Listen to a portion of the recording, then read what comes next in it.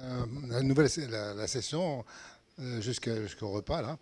Donc c'est Yannick Suchier, qui est responsable du pôle assemblage du CETIM, qui va être le maître de cérémonie maintenant. Je lui laisse la parole. Yannick. Bonjour à tous. On a une session de 3 exposés qui va démarrer. Et donc, la première session, c'est Florent Ledrapier qui va nous parler donc, de Société Technetics, qui va nous parler d'un sujet sur les outils connectés et la réalité augmentée. Sujet intéressant, je vois qu'il y a pas mal de choses intéressantes sur les exposants. Je ne sais pas si vous avez fait un tour de choses vraiment sympas sur tout ce qui est objet connecté. Notamment, ça évolue beaucoup et c'est vraiment en lien avec les besoins de l'industrie de se transformer sur cet aspect-là. Donc, on a hâte de voir ce que vous allez nous présenter. Merci pour cette introduction.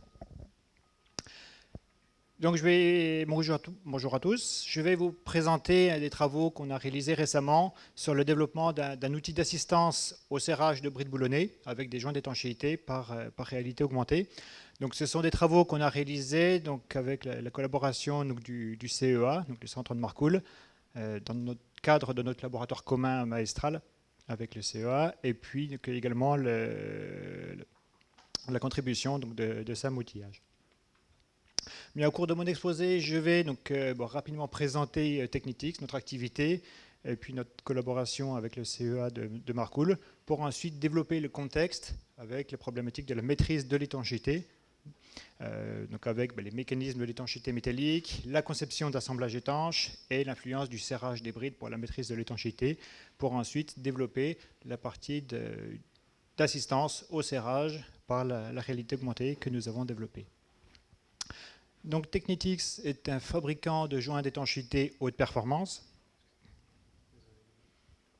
Pas de souci.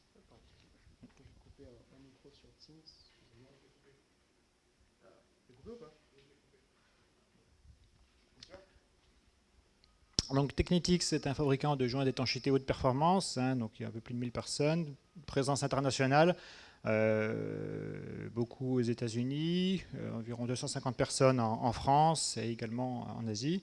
Parmi les produits fabriqués, on pourra citer en particulier les joints métalliques, Helicoflex, sur lesquels je reviendrai par la suite, des produits en élastomère, notamment des joints gonflables, des produits en graphite expansé matricé, et des systèmes d'assemblage rapide avec des colliers articulés qui permettent un montage rapide des joints.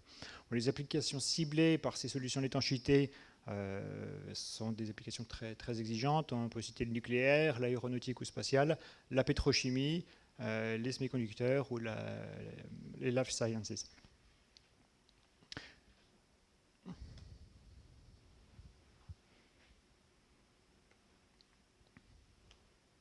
Oui.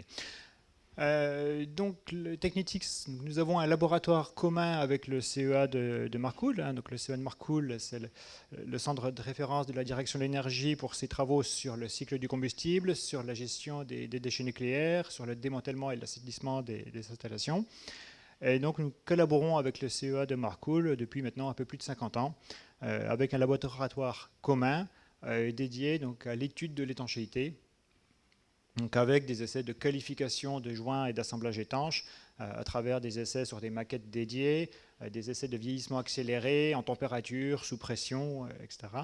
Il y a un gros travail de caractérisation des produits avec des essais sur des presses hydrauliques instrumentées, une expertise des joints, un recours régulier à la simulation numérique et le développement de nouveaux produits pour répondre aux nouvelles problématiques. Donc pour reprendre ce qui est mentionné, le guide d'assemblage et étanchéité, édité par le CETIM, la réalisation d'un assemblage étanche, c'est l'aboutissement d'un bon choix des éléments d'étanchéité, une bonne conception des joints, mais aussi une bonne conception des brides et des éléments de liaison, et également un montage conforme à des spécifications indiquées par des bureaux d'études, des préconisations qui peuvent être faites. Alors je vais développer ces différents points. Tout d'abord, la conception du joint. Donc là, on va s'intéresser en particulier, dans les travaux qu'on a réalisés, au cas des joints métalliques Helicoflex. Donc ce type de joint, où on va être constitué d'une enveloppe, d'un revêtement d'étanchéité fait d'un métal mou et ductile, typiquement l'aluminium, parfois de l'argent, qui va assurer l'étanchéité. Et à l'intérieur de ce joint, on va avoir un ressort interne qui va avoir une raideur suffisante pour permettre la déformation plastique du revêtement d'étanchéité dans les rugosités des surfaces en vis-à-vis pour vraiment fermer les chemins de fuite. Et le ressort donne également au joint une certaine élasticité pour maintenir ce contact dans des situations de service sous pression avec un transitoire thermique ou autre. Donc ce type de joint va être monté dans une gorge pour maîtriser la compression du joint après son installation. Et on va pouvoir caractériser le comportement à travers une courbe caractéristique, schématisée en bas à gauche et puis illustrée à travers un essai sur la figure du bas, qui présente l'évolution de l'effort linéique appliqué sur le joint en fonction de sa compression. Alors, on reconnaîtra très bien une courbe typique élastique plastique, avec une première pente très raide en début de compression, puis un plateau plastique. Et avec cette courbe, on va pouvoir positionner des points critiques. Alors là, sur la courbe expérimentale, on a en bleu donc la courbe mécanique du joint, compression et délestage, et on a superposé en rouge l'évolution de la fuite que l'on peut mesurer lors de la compression et du délestage. On va pouvoir identifier des points critiques, donc un écrasement, une compression critique à partir de laquelle on va atteindre le critère d'étanchéité que l'on souhaite avoir avec ce produit pour une application donnée. On va ensuite dimensionner ce joint pour travailler dans le domaine plastique, sur le plateau de la courbe de compression. Ceci, ça permet d'être peu sensible finalement, par exemple, aux tolérances de fabrication. Par exemple, une petite variation de la compression du joint qui résulte d'une tolérance sur la profondeur de la gorge ne va pas conduire à une forte variation de l'effort requis pour comprimer le joint, ce qui facilite beaucoup le dimensionnement des assemblages. Et également, on va pouvoir, lors du délestage du joint, donc on va décomprimer le joint, on va avoir un délestage critique à partir duquel on va voir apparaître une fuite qui dépasse le critère qu'on se définit pour une application donnée. Alors les avantages de ces joints métalliques, c'est qu'on va pouvoir atteindre des très hauts niveaux d'étanchéité. Alors l'unité normalisée, c'est le pascal mètre cube par seconde. Donc, le joint métallique permettra de gagner typiquement 3 ordres de grandeur par rapport à des produits élastomères qu'on peut utiliser. On aura une excellente tenue en température, une très bonne tenue dans le temps. On pourra effectivement adapter la tenue aux agressions chimiques avec un choix approprié des matériaux qui constituent le joint. On peut modifier le revêtement d'étanchéité. Le principal inconvénient de ce type de produit, c'est qu'on va avoir des efforts, on va avoir besoin d'efforts très importants pour venir comprimer le joint et atteindre l'étanchéité souhaitée. Ces efforts élevés posent des problèmes de conception. Et dans certains cas, notamment sur les applications pour l'ultravide, ces efforts de compression peuvent être dimensionnants pour la boulonnerie. Cette forte réaction du joint va conduire souvent peut conduire à une déformation des brides de serrage. Lorsqu'on va serrer les boulons, la bride peut se mettre en flexion et conduire à un sous-écrasement du joint et donc poser un problème de maîtrise de compression du joint. Ensuite, ces joints se caractérisent par un comportement non linéaire, donc élastique plastique, et parfois on rencontre, lorsque l'on vient en support à des clients, à des bureaux d'études, que des simplifications inappropriées peuvent être faites et conduisent à un mauvais dimensionnement de l'assemblage. Par exemple, si on décrit le joint par un modèle parfaitement linéaire, indiqué en rouge, on peut conclure à une compression suffisante. Cette compression, finalement, correspond peut-être à 95% de la compression nominale, ce qui peut être suffisant, mais en pratique, elle correspond à un effort qui est beaucoup plus faible. Enfin, c'est l'effort qui est 95% de l'effort nominal, et la compression se retrouve finalement beaucoup plus faible. Elle peut poser des problèmes pour maîtriser l'étanchéité uniquement lors de la phase de serrage des boulons, lors de la compression du joint. Et on a le même type de problématique lors du délestage. On déleste le joint, on pense qu'effectivement il n'est pas trop délesté, alors qu'en pratique, la courbe de délestage est très, très raide, et on peut avoir un délestage très rapide et une perte d'étanchéité très rapide si on n'a pas pris les précautions.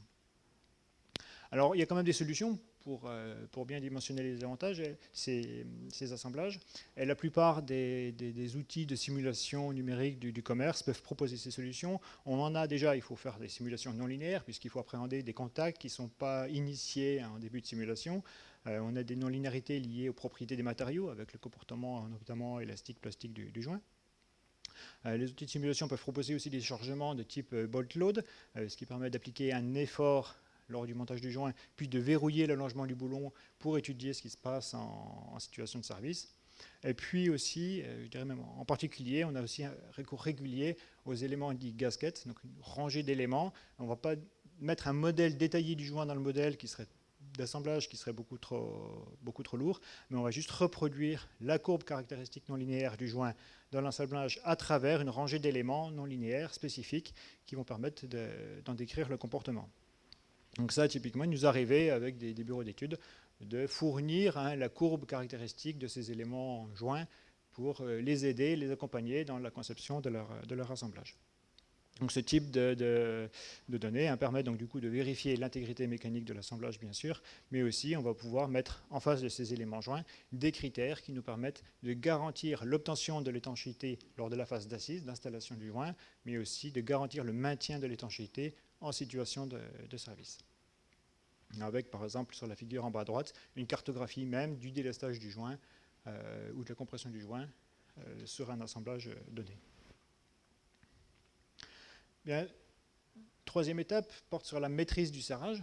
Donc on sait concevoir le joint, on sait concevoir l'assemblage, et ensuite la maîtrise du serrage. Alors, les problématiques rencontrées vont être liées aux incertitudes du serrage. Bon, ça, je pense que vous êtes tous conscients des dispersions qu'on peut avoir sur la tension de la boulonnerie.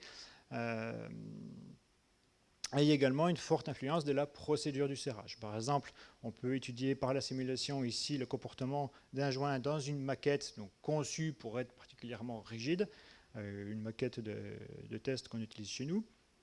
On compare sur cette figure le comportement de la compression du joint avec un serrage idéal, c'est-à-dire sur lequel on va appliquer simultanément l'effort maximal sur tous les boulons. Donc on va arriver à atteindre la compression nominale du joint.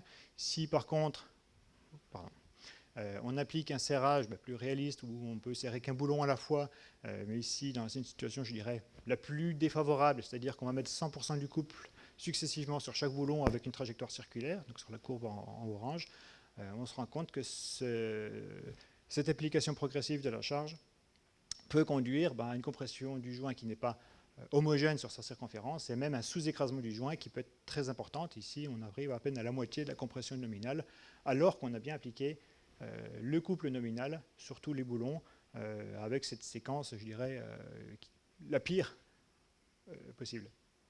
Donc c'est pourquoi, effectivement, notre bureau d'études va pouvoir préconiser des séquences de serrage adaptées pour optimiser la compression du joint et se rapprocher de l'idéal de compression nominale sur toute la circonférence du joint.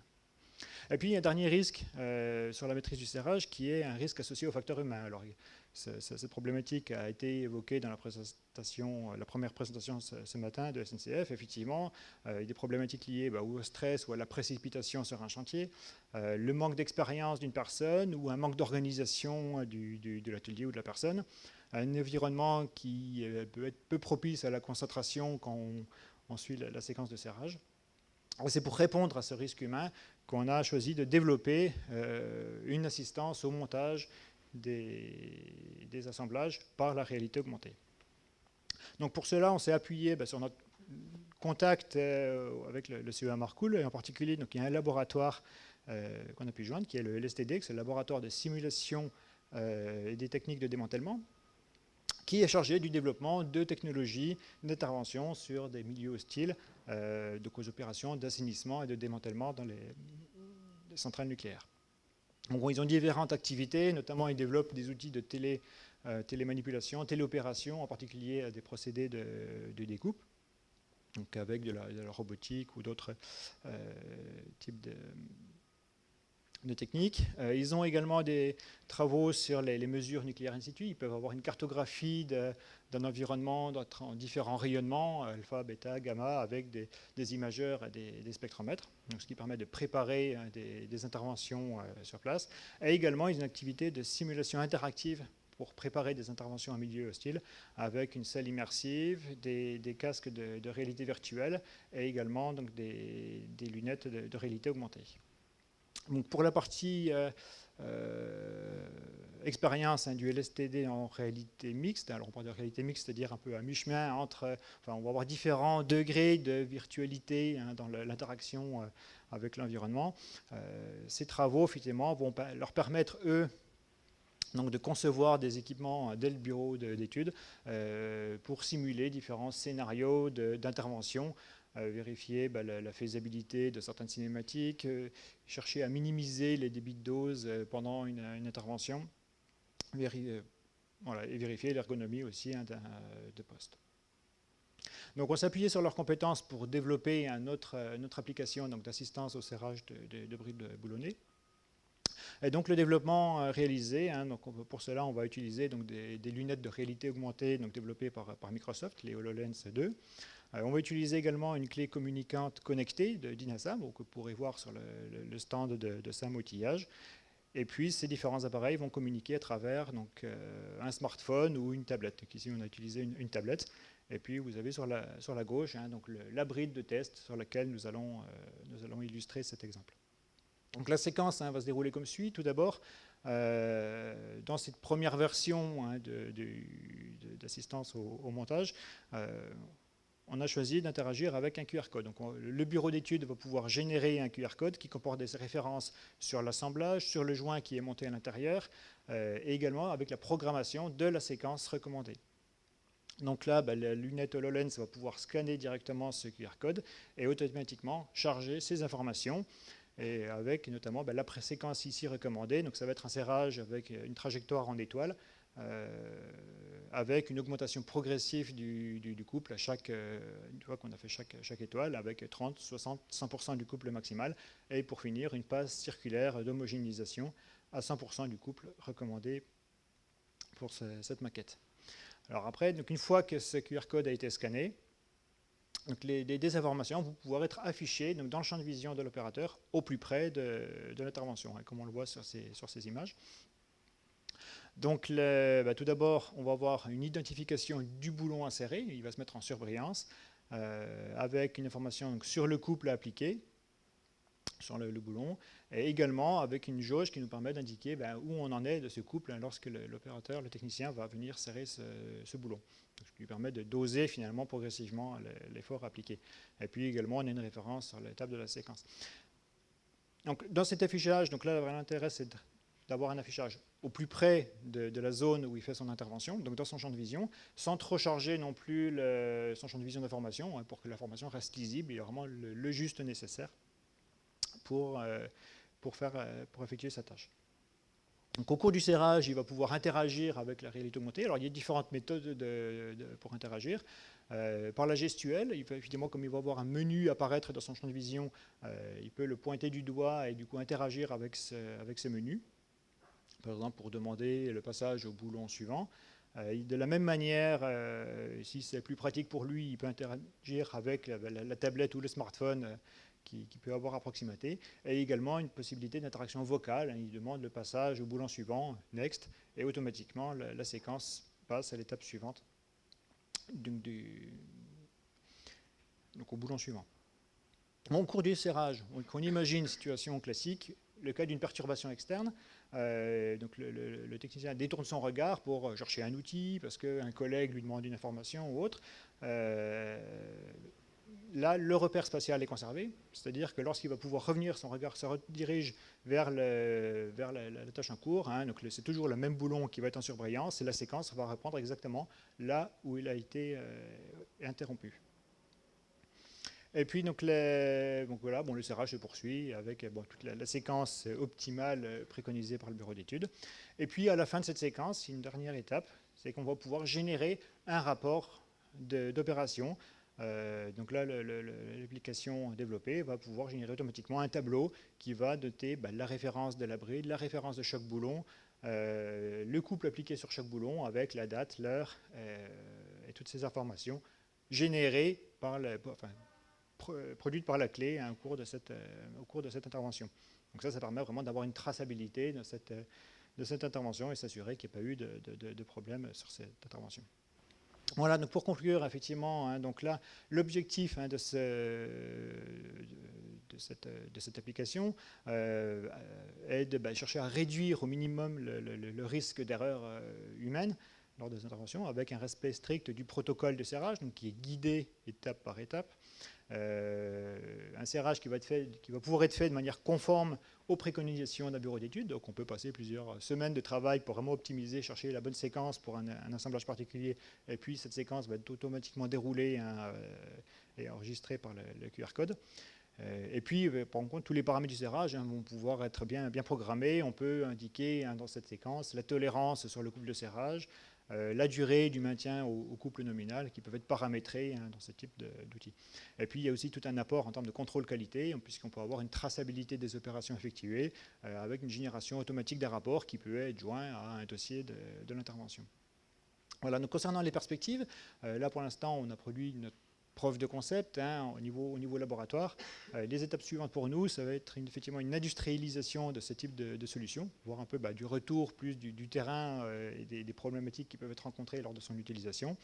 Donc on a l'idée des réflexions en cours pour avoir une reconnaissance automatique de bride par des techniques d'apprentissage automatique. On va avoir une analyse des formes, il va pouvoir détecter. Là pour l'instant il y a un temps de calibration où il faut bien positionner les boulons par rapport à là où est le QR code. Mais on pourrait imaginer effectivement une reconnaissance d'image qui détecte automatiquement les boulons et les numérote en voyant une bride. Et puis après, on pourrait imaginer ajouter des outils de téléassistance par la réalité augmentée, donc interagir avec ce que voit le technicien, éventuellement interagir, consulter un expert s'il détecte une anomalie lors du montage ou faire des photos un peu en temps réel de ce qu'il peut avoir. Voilà, je vous remercie pour votre attention.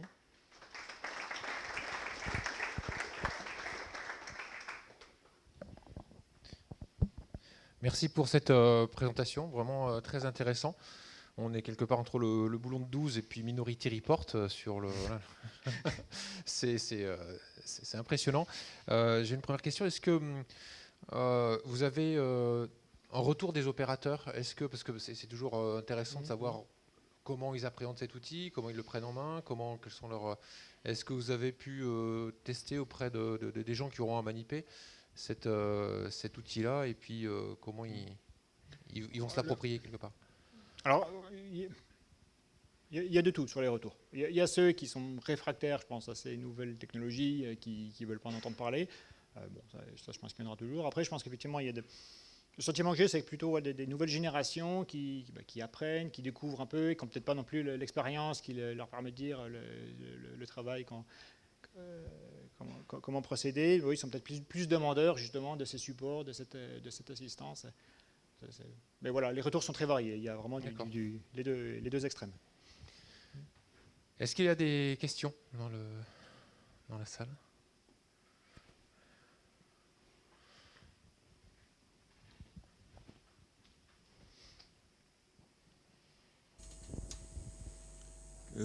Merci pour votre présentation. J'avais une question concernant la modélisation de gamme de serrage. Je voulais savoir un petit peu comment vous aviez validé un peu vos modélisations et quels étaient les temps de calcul associés. Est-ce que ce n'est pas des temps de calcul très importants ou trop importants par rapport à l'objectif? Les temps de calcul pour une gamme de serrage donnée, ça dépend beaucoup des assemblages. Là, on est sur une étude de maquette simple, par exemple, telle que je l'ai présentée ici. Les temps de calcul, c'est de l'ordre de l'heure. Ce n'est pas des temps de calcul, je dirais, qui sont rédhibitoires. Après, pour l'optimisation des séquences de serrage, évidemment, 12 boulons, c'est-à-dire qu'on a 4 factoriel 12 possibilités. On va pas tout tester. Donc là, il y a quand même une part d'intuition. On préconise des séquences de serrage depuis de nombreuses années. Donc il y a quand même une expérience qui existe, une intuition aussi, même en bureau d'études, qui guide un peu ce choix. On se dit effectivement, pour commencer, on va bien chercher à serrer des boulons diamétralement opposés, puis ceux qui sont le plus éloignés des précédents. Donc voilà, il y a quand même l'intuition du bureau d'études qui guide un peu la construction de la séquence de serrage optimale, et ensuite qu'on peut valider par la simulation pour choisir un peu le pas, l'accrément de couple à appliquer au cours de cette séquence. Donc pour limiter le nombre de calculs à réaliser qui est rédhibitoire.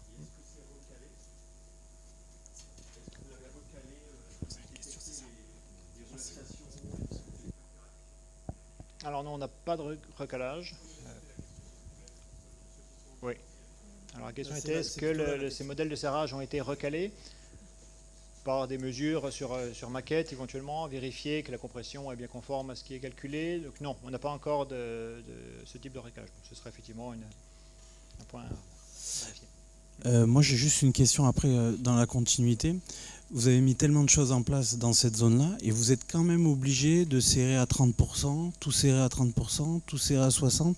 Et au définitif, vis-à-vis de tout ce que vous avez mis en place, vous n'avez pas réussi à mettre un serrage direct, définitif et éviter toutes ces opérations? Le serrage idéal, ce serait de pouvoir manipuler tous les boulons de manière simultanée. Donc là, bon, alors ça peut, sur une bride, un outillage donné qui est en plusieurs milliers d'exemplaires, oui, pourquoi pas. Là, notre objectif est aussi de pouvoir s'adapter à une forte diversité de brides à assembler, qui peuvent être circulaires, carrées, avec des nombres de boulons très, très variables.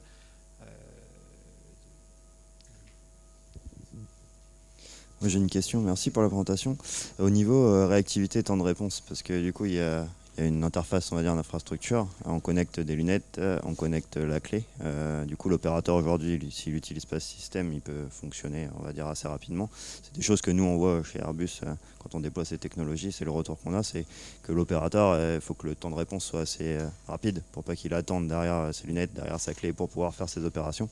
Donc je voulais savoir si c'est quelque chose que vous avez regardé, la connectivité aussi, comment ça se passe? Alors le temps de réponse est très rapide, enfin ne pose pas, enfin on ne voit pas de décalage. Alors on se rend compte effectivement de temps en temps, si on fait pour des besoins de démonstration, par exemple un lien avec sur un ordinateur pour avoir que les spectateurs aient un retour de ce que peut voir le technicien en intervention. Si le réseau Wi-Fi local effectivement a des faiblesses, de temps en temps là on peut voir effectivement des décalages qui donnent presque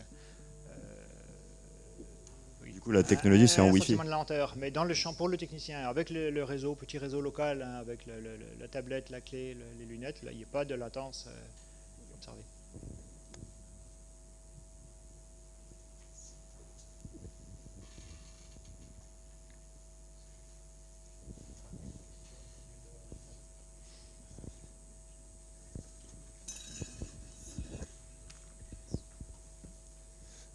Bonjour et merci pour votre présentation. Sur la question précédente, vous expliquez que dans l'idéal, il faudrait pouvoir manipuler l'ensemble des boulons de manière simultanée. Est-ce que vous avez envisagé la même procédure, mais avec tendeur hydraulique par exemple? Alors, ce serait envisagé. Pour l'instant, on ne l'a pas fait. On a commencé à travailler avec des outils manuels, effectivement, pour des maquettes de labo où le couple le permettait. Mais oui, je pense qu'une étape aussi serait de travailler avec des tendeurs hydrauliques ou d'autres types d'outillage. Je pense d'autant plus qu'aujourd'hui, on sait qu'il y a des groupes pompes hydrauliques en fait, qui deviennent très communicants et qui sont capables, je pense, de transmettre un retour d'infos sur les pressions qui sont appliquées, qui pourraient, je pense, être intéressantes sur ce type d'application. Tout à fait. Oui, le besoin existe, on est conscient. Et c'est l'étape suivante, je pense, une des étapes suivantes qu'on pourrait ajouter dans les perspectives à considérer. Merci. Merci.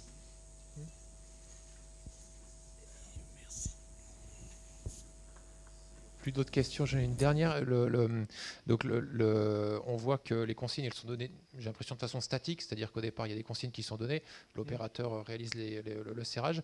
Est-ce qu'il y aurait un intérêt, est-ce que ce serait possible d'avoir des consignes dynamiques, c'est-à-dire qu'en fonction du couple et de la tension qui est réellement appliquée, que les éventuels autres couples, les éventuelles autres consignes s'adaptent pour maîtriser, en fonction des aléas, des incertitudes qu'on a sur l'application du couple, pour optimiser vraiment une uniformité de contact sur les joints, par exemple. Alors ça demande un modèle, j'imagine. Alors oui, ça supposerait d'avoir un modèle, c'est détaillé, un algorithme simplifié. Oui. Oui, un jumeau numérique finalement de la bride. C'est effectivement, c'est pas là qu'on a fait notre travail, mais ça, oui, ça pourrait être aussi une perspective. Si on se rend compte que des défauts de maîtrise de serrage sont mis en évidence lors du serrage d'un boulon X ou Y, effectivement adapté. Ça pourrait techniquement s'envisager. Bon, c'est pas encore dans ce sens qu'on a choisi de s'orienter. Merci. Merci.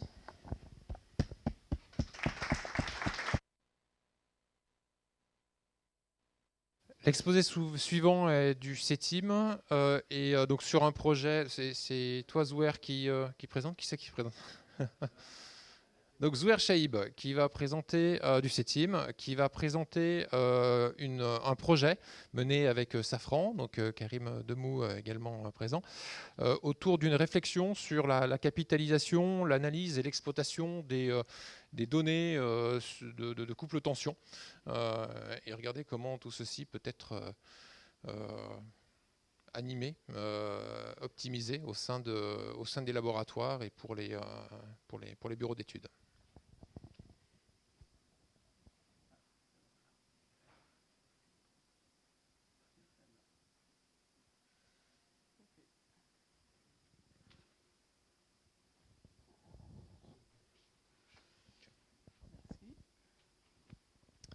Bonjour tout le monde, Zouer Chaïb donc du CETIM. Je vais vous présenter en fait une petite approche, on va dire, qui traite un peu des données.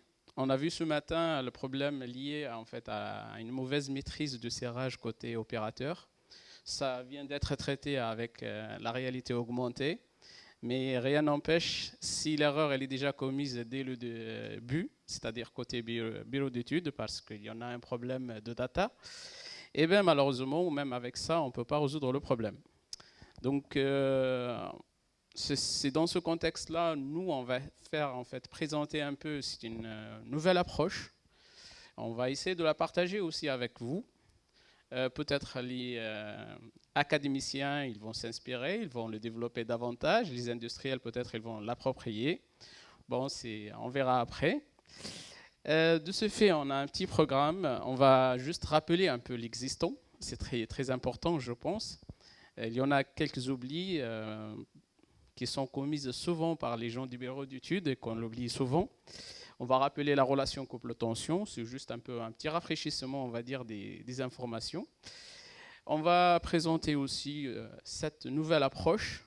Ce n'est pas très extraordinaire, mais quand même, c'est très pertinente, je pense. Et derrière ça, c'est Karim donc, qui va partager aussi avec vous son retour d'expérience avec l'outil qu'on a bien développé. Et pour finir aussi avec Christophe, avec une vue panoramique en quelque sorte de l'ensemble des travaux qui sont en cours côté CETIM et qui traitent des assemblages. Donc en premier temps, on va rappeler donc, ces notions-là. Je pense que tout le monde sait à peu près que lorsqu'on applique 100% du couple, on a une bonne partie qui est déjà dissipée sous tête et une bonne partie qui est dissipée dans les filets. Et ça fait peur, je pense, à tout le monde. C'est un peu dommage lorsqu'on applique 100 Nm et que 90 Nm sont dissipés en fait, dans les frottements. Je dis heureusement qu'il y en a les 90 qui sont là, sinon votre vie se divise. Donc il ne faut pas avoir peur. Derrière ça, aussi, ce qu'il faut tirer de ça, c'est que quand même, lorsqu'on dit on a une clé qui est précise de 4%, ça ne veut pas dire que votre tension est précise de 4%. Parce qu'on a quand même 90% qui sont dissipés dans les frottements. Donc c'est très important de maîtriser en fait, de savoir un peu une belle maîtrise de coefficient de frottement. Donc je pense pour ces notions de coefficient de frottement, il y en a plusieurs formulations qui existent aujourd'hui. Il y en a la formulation la plus simplifiée, T est égal à KFD. Bon, c'est une notion très simple. Ça nécessite un point, couple, tension, un diamètre. On déduit un coefficient de rendement qui s'appelle le K. Mais rien n'empêche, il y en a d'autres formulations qui sont bien développées. Et là, on peut citer aussi la norme qui est très reconnue, l'ISO 16047, qui détaille un peu comment on peut déduire les coefficients de frottement. Et là, on rappelle quand même que le couple total qu'on applique n'est autre qu'un couple de frottement sous l'élément entraîné en rotation, ce qu'on appelle TB, et le couple filet, c'est-à-dire tout le couple qui transite dans les filets. Ça engendre en quelque sorte le couple de frottement dans les filets, ce que vous le voyez TH, et le couple utile qui se transforme vraiment en tension dans ce boulon. Et bien sûr, vous avez bien compris, si votre pas est un pas fin, eh bien, vous allez réduire le couple utile. Donc aussi, ça explique pourquoi les filetages pas fins résistent mieux vis-à-vis du dévissage. Bref, tout ça pour dire qu'on a deux paramètres qui sont non négligeables. Le coefficient de frottement côté tête, coefficient de frottement côté filet, mais aussi il y en a des paramètres dimensionnels. Donc c'est une formulation, l'avantage qu'elle est bien détaillée. On voit tous les paramètres sur lesquels on peut agir. Et du coup, derrière ça, si on peut mesurer ce couple-là, avec les données en fait, géométriques, on peut en déduire le coefficient de frottement. Bien sûr, ça nous donne le coefficient de frottement global, ou ça nous donne le coefficient de frottement détaillé dans les filets, ou sous tête. Avec toute une petite particularité que tout le monde l'oublie malheureusement, c'est qu'on a fait des hypothèses ici, à savoir déjà une pression de contact sous tête ou sur l'écrou qui est uniforme, qu'on l'oublie souvent, et qu'on a aussi une information comme quoi le diamètre frottant dans les filets, qu'on l'a considéré le diamètre au flanc des filets, il est toujours constant. Sous-entendu, tout phénomène d'expansion des écrous, on l'ignore. Donc ça, ce sont des paramètres, malheureusement, tout le monde le savent dans les eaux, mais dans la réalité, parfois, on ne l'est pas dans ce contexte-là. Typiquement, si je prends les fixations type aéronautique, où parfois on a des têtes qui sont relativement souples, et d'ailleurs, les travaux de Nasser, il a montré qu'on peut assister à 3 types de formulations. Une formulation de pression qui est uniforme, c'est ce qu'on voit on a ici, ce qui explique en fait ce diamètre-là, le dB, diamètre moyen de frottement. Mais on peut assister à une distribution en fait, de pression de contact linéique ou une pression de contact parabolique. Et si on change la formulation, bien entendu, on va changer le diamètre dB. Bref, comme vous pouvez le voir, il y en a beaucoup de paramètres. Donc, soit on cherche à tout comprendre, soit on peut appliquer une formule côté BE et appliquer la même formule côté post-traitement. Donc, derrière ça, ici, on rappelle quand même comment on calcule les coefficients de frottement selon cette norme-là. Et il y en a une petite particularité quand même, c'est que dans cette norme, on ne dissocie pas en fait, le couple d'autofreinage. Pourquoi? Pour la simple raison, lorsqu'on fait les essais de caractérisation, on ne peut pas supprimer le freinage. Donc, on va caractériser un produit fini. Sauf que, lors de post-traitement, eh bien, dans ces conditions-là, souvent les gens du bureau d'études, qu'est-ce qu'ils vont faire? Ils vont nous faire quand même le couple total est égal au couple sous frottement sous tête, couple de frottement dans les filets, et ils ajoutent un couple d'autofreinage. En quelque sorte, qu'est-ce qu'ils ont fait? Ils vont amplifier en fait le couple total et généralement, on peut assister en fait à des problèmes de surserrage, donc des problèmes d'arrachement ou choses comme ça. Et ça, c'est un problème quand même qui est non négligeable. Donc, il faut faire attention. C'est pour ça que je dis, il y en a des hypothèses. Malheureusement, on oublie souvent ces hypothèses-là. Même côté CITIM, on fait des rapports, on met plein de choses, mais toujours, lorsqu'on fait les calculs, on considère ce frottement, il est toujours le même. Bien sûr, pour les boulons de la construction métallique, qui sont des boulons quand même suffisamment costauds, la relation elle est bien linéaire, ils sont tranquilles, ils ont tout simplifié avec un coefficient de rendement, le facteur K. Si je prends d'autres assemblages, en fait, typiquement ici des fixations aéronautiques, et on a testé pour Safran, ça c'est un exemple de banc qu'on l'utilise. Quand même, il y en a une petite cellule qui est très sympa, qui mesure en fait le couple total, la tension qui est introduite, le couple dans les filets et le couple sous tête.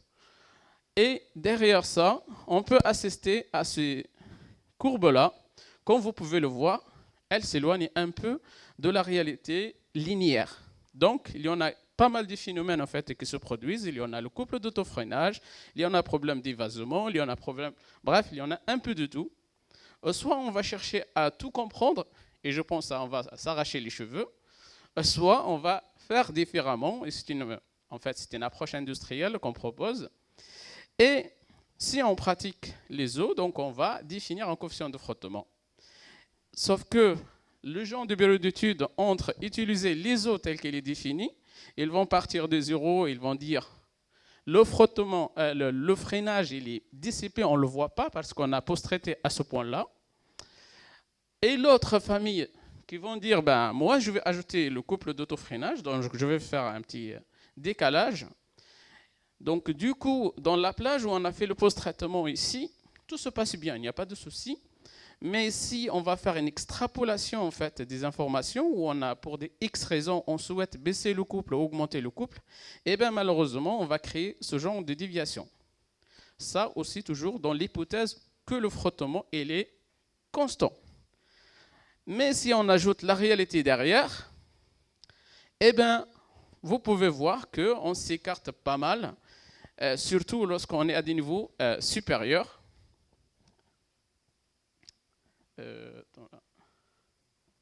Voilà. Là, on peut voir quand même les écarts, ils deviennent très significatifs. Et c'est un peu dommage quand même qu'on a dépensé beaucoup d'argent, qu'on est investi en fait avec des cellules qui coûtent cher, qui mesurent tous les couples, et qu'on a un nuage de points qui est très important, des informations qui sont trop importantes.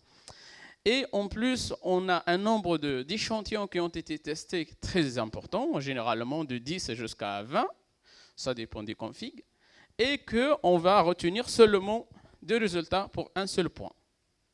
Et on jette tout à la benne. C'est un peu dommage quand même. Du coup, et en plus, derrière ça, on paye de l'argent, mais en plus, on va commettre des erreurs. En quelque sorte, pour le BIE, il est très confiant côté data. J'ai fait les essais, c'est très bien. Et on a donné un coefficient de frottement, et il fait ses calculs, et à la fin, on va assister à des soucis de plastification lors du serrage. Donc, c'est un grand problème. Et derrière ça, ça fait un moment quand même, avec le monsieur Delche, donc qu'on réfléchit sur ce genre de soucis, ben, on cogite un peu. Donc, voilà, du coup, on a trouvé un peu, on a essayé d'évaluer en fait le coefficient de frottement, comment il peut évoluer en fonction de la tension. Donc, comme vous pouvez le voir, ça dépend du config, ça dépend du type de fixation. Et on peut avoir parfois des coefficients qui sont relativement constants ou des pentes qui sont très très faibles, comme on peut avoir des notions qui sont très significatives.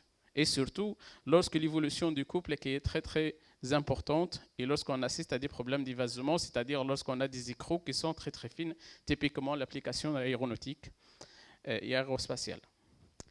Donc, pour contourner ce problème-là, on s'est dit, ben, peut-être il faut réfléchir à autre chose et profiter un peu de tout ce qu'on a aujourd'hui en termes informatiques et tout. Et ce qui explique un peu la nouvelle approche qu'on va vous le présenter à l'instant. Je ne sais pas si tu veux prendre un peu la... Oui, donc bonjour à tous.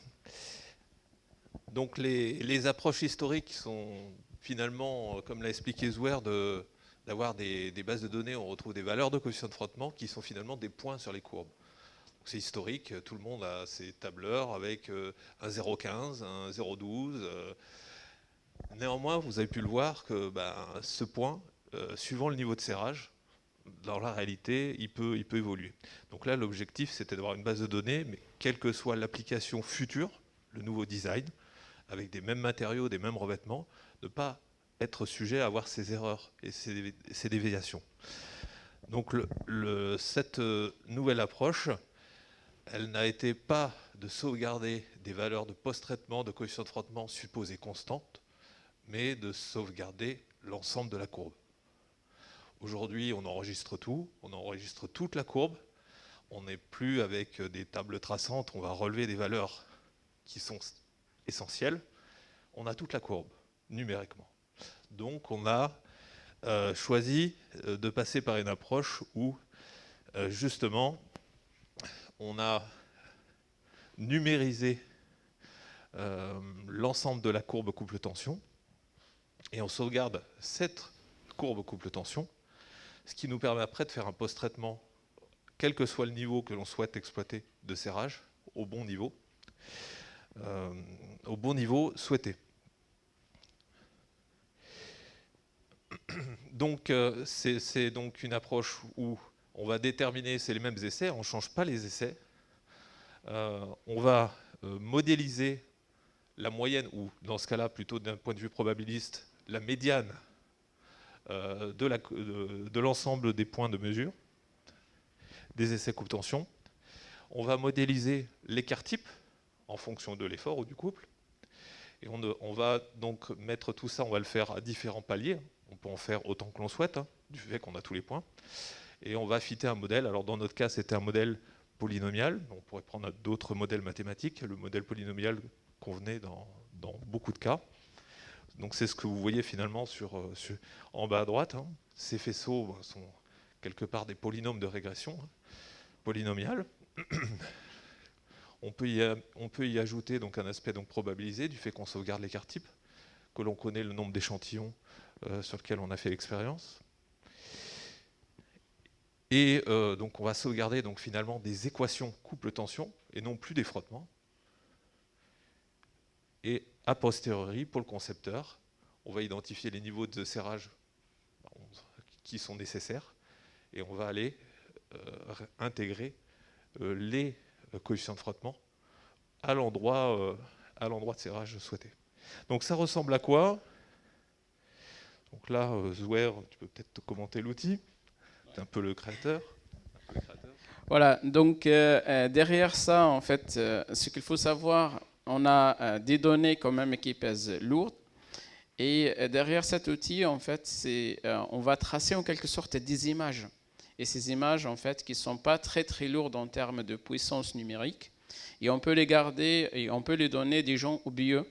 Donc il n'a pas besoin de manipuler en fait des gigas data. Vraiment, ça se joue, on a simplifié des centaines d'essais à vraiment des quotas, des tailles de fichiers qui se mesurent en quelques kilos octets, quoi. Et donc, ça facilite en fait la phase du BIE de choisir correctement et facilement en fait définir son couple à la fin. Ça, c'est la sortie finale, hein, de définir son couple final avec une telle précision. Et c'est lui, en fait, on va visualiser un peu le spectre et de lui dire, ben voilà, c'est quoi la tension que vous avez à ce couple-là et à cette tension-là.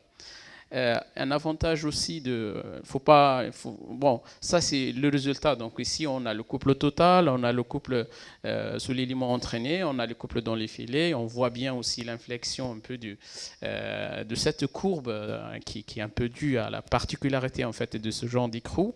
Et on a vu aussi que le frottement qui évolue, bien sûr cette phase qui n'est pas exploitable parce qu'on est quand même dans des zones où il y en a plein de choses qui se passent. Et derrière ça, en fait, on aura une tendance en fait de ce coefficient de frottement. Ce qu'il ne faut pas oublier, c'est que hier, on a vu dans la première réunion, il y avait la grosse question, quelles sont vos données?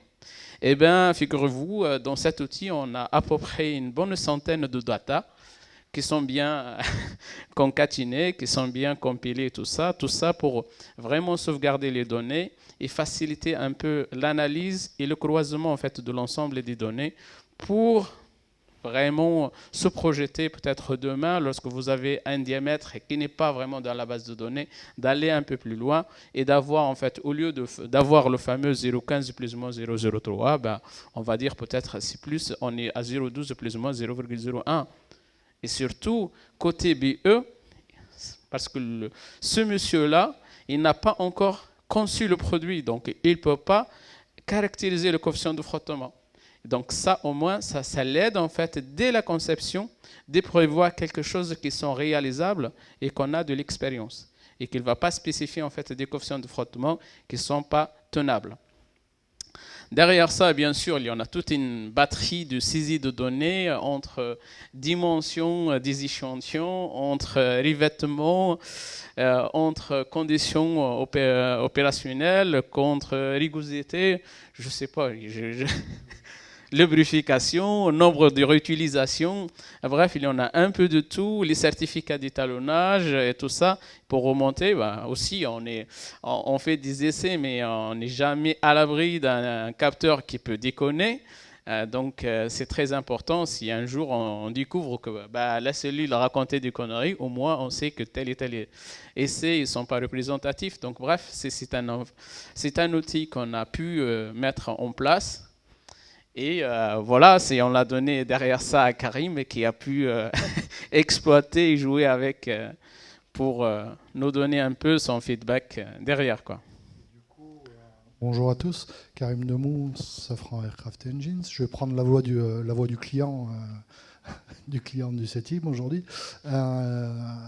D'abord, un petit peu d'histoire, je vais vous raconter l'histoire un petit peu autrement, sur la genèse de cet outil qui s'appelle Scarab. Dans le groupe de compétences tribologie que je pilote au sein du groupe Safran, en fin 2017, on a fait le constat que on avait plein de questions qui nous remontaient sur quel coefficient de frottement je dois mettre dans mon assemblage boulonné, si j'ai mis telle graisse à la place de telle autre, quelle tension je vais avoir si j'ai ma clé qui était mal tarée. Enfin, plein de questions qui portaient sur ces sujets-là. Et on a fait le constat que, bizarrement, on faisait tous nos essais au même endroit. Du coup, on a demandé au CETIM de capitaliser cet ensemble de données qu'ils avaient chez eux, mais qui étaient dispersées dans chacune de nos entités. Et ils ont dépassé nos attentes, puisqu'ils nous ont certes fourni le répertoire qu'on demandait, mais avec un accès direct aux données, plus cette nouvelle approche polynomiale qui fait des émules, qui j'espère fera des émules, et qui répond à nos besoins. Aujourd'hui, on peut utiliser directement les relations couple-tension qui sont tirées de la base de données. Utiliser les bons coefficients de frottement au bon niveau de couple qu'on souhaite appliquer pour avoir des assemblages au juste besoin, des équivalences de lubrification également qu'on peut traquer à travers cette base. Et du coup, on répond aussi plus facilement aux Quality Escape, aux écarts qui nous sont remontés. Jusque-là, on n'était pas armé, si ce n'est aller faire des essais. Aujourd'hui, on est un petit peu mieux armé sur ce plan-là. Et alors, Scarab aujourd'hui a quand même pas mal d'avantages. D'un point de vue technico-économique, on ne va pas refaire des essais qu'on a déjà fait. Ça, c'est déjà une bonne chose. Quoique, des fois, ça vaudrait le coup, mais on en discutera. On couvre aujourd'hui la période 2011-2020 en termes d'essais, ce qui représente, je pense qu'il y a eu une bonne centaine de campagnes toutes incluses. Côté technique, tout le groupe profite de cet outil.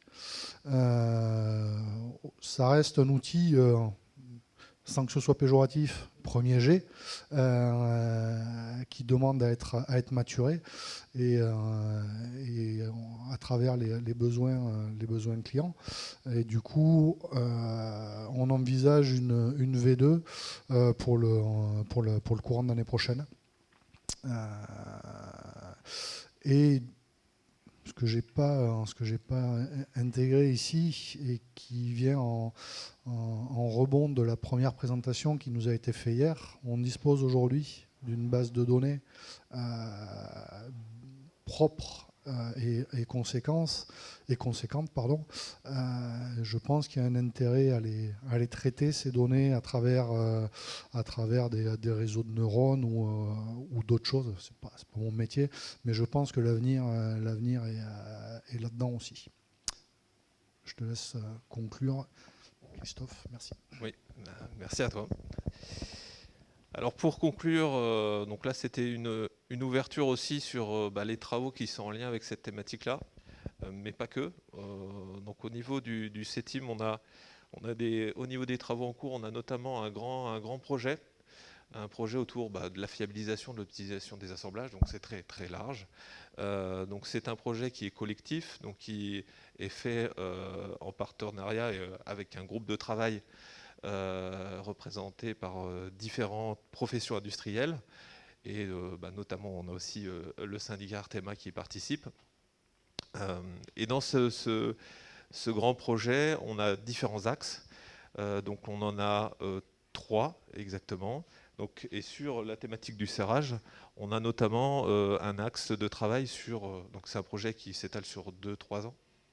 Donc sur 2-3 ans, on va continuer à explorer des choses déjà connues. Le serrage combiné, donc derrière le serrage combiné, on parlait de serrage hier, pré-coupe-angle. Donc là, l'objectif, c'est qu'au terme de 2 ans, on puisse vulgariser ce type de méthode Parce qu'aujourd'hui, elles existent, elles sont déjà notamment mises en œuvre dans l'automobile, mais il n'y a aucune norme. Pour le serrage au couple, on a vu qu'il y a des normes pour les essais coupe-tension, déterminer les frottements, réceptionner les fixations associées. Sur du serrage couple-angle, celui qui part de zéro, il n'y a aucun référentiel. Il y a de la bibliographie un peu, mais il n'y a pas de référentiel normatif. Si chacun doit mettre en œuvre du serrage à l'angle, chacun va avoir sa méthode. Donc là, c'est aussi de travailler sur le serrage combiné, serrage couple-angle, sur justement proposer à terme des guides industriels exploitables et éventuellement, ça pourra alimenter aussi un aspect normalisation dans un second temps grâce à ces résultats.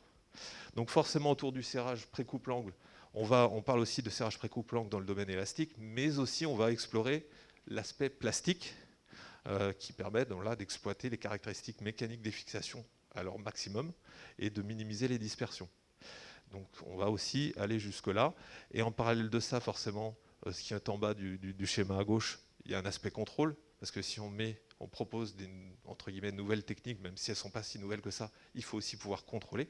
Si on ne peut pas contrôler, industriellement, ça ne sera pas viable.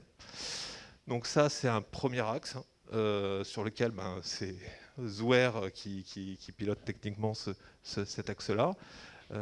Voilà. Et puis, sur un sujet qu'on abordera en suivant, on en a déjà parlé, tout ce qui est frottement. On a au niveau des visseries, mais on a aussi au niveau des interfaces. Donc on a sur la fiabilité, la tenue au glissement, aussi un sujet sur tout ce qui est aux interfaces et en lien très direct avec la tenue au dévissage. On a parlé de dévissage spontané. C'est des choses qu'on a déjà pu échanger lors des précédents colloques. Mais ça, je vous en parlerai sur la prochaine présentation. Et un dernier axe, le troisième axe, qui est celui qui est tout en bas, qui est un axe plutôt conception-dimensionnement. C'est comment appréhender tout ce qui est multifixation d'un point de vue du dimensionnement. Parce que la plupart des référentiels actuels sont normatifs et des codes de calcul analytique sont des approches locales. On dimensionne un boulon censé être le plus critique. Par contre, il y a tout ce travail en amont pour le concepteur de définir quel est mon boulon le plus critique, comment je passe d'un assemblage multifixation à mon approche locale monofixation.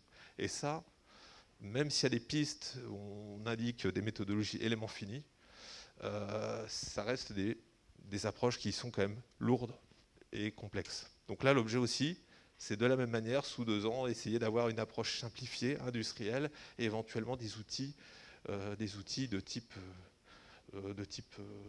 analytique ou éléments finis simplifiés, mais qui permettent de proposer aux industriels quelque chose de concret. Voilà. Et j'en ai terminé.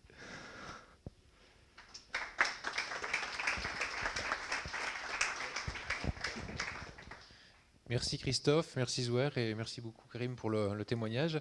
Est-ce que vous avez des questions? Oui. Question directe de Toulouse.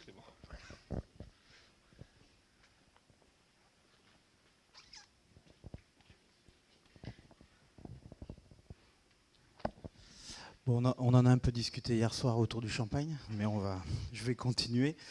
Alors moi, dans un premier temps, je voudrais vraiment vous féliciter d'avoir fait cette étude-là, parce que moi, je suis depuis plus de 10 ans, je pousse depuis utiliser les coefficients de frottement, et on a eu un retour d'expérience où on a eu des mauvaises expériences avec ce que vous avez défini. Pour information, depuis 2 ans, nous, en interne Airbus, on a le même projet. Donc on a fait 200 000 essais quand même, donc nous on a fait beaucoup d'essais. Donc je suis prêt à vous donner mon retour d'expérience. Alors, je voudrais vous féliciter parce que je trouve ça génial et on a discuté un petit peu hier, mais ça va encore plus loin que ce que je pensais. Donc ce projet pour moi il est super intéressant et je pense qu'il peut donner une dynamique sur l'industrie française, d'enlever les coefficients de frottement et vraiment qu'on se base tous sur ça, c'est génial. Après, moi, je vais juste vous donner mon retour d'expérience sur là-dessus. J'ai vu qu'il y avait une édition 2.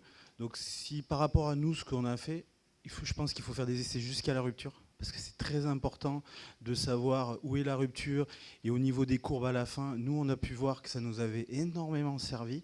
Et ensuite, il faut... Alors, je ne suis pas forcément d'accord sur on arrête les essais. Il ne faut jamais arrêter les essais, en fin de compte.